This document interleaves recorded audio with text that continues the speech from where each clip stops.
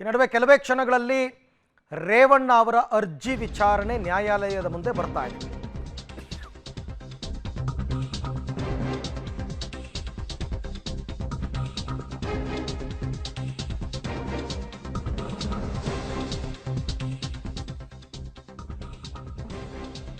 ಕೆಲವೇ ಕ್ಷಣಗಳಲ್ಲಿ ರೇವಣ್ಣ ಅವರ ಜಾಮೀನು ಅರ್ಜಿ ವಿಚಾರಣೆ ಜನಪ್ರತಿನಿಧಿಗಳ ನ್ಯಾಯಾಲಯದಲ್ಲಿ ಬರ್ತಾ ಇದೆ.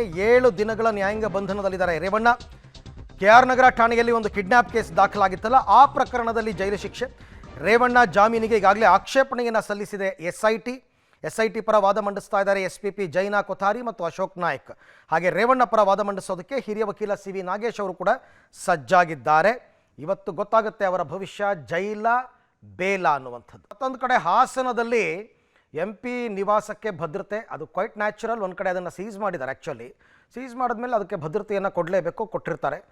ಯಾರೋ ಪ್ರತಿಭಟನೆ ಮಾಡ್ಕೊಂಬರೋದು, ಯಾರೋ ಏನೋ ನ್ಯೂಸೆನ್ಸ್ ಕ್ರಿಯೇಟ್ ಮಾಡೋದು, SIT ಟೀಮ್ ಕೂಡ ಏನೋ ಬಂದಿದೆಯಂತೆ ಇವಾಗ ಅಲ್ಲಿಗೆ.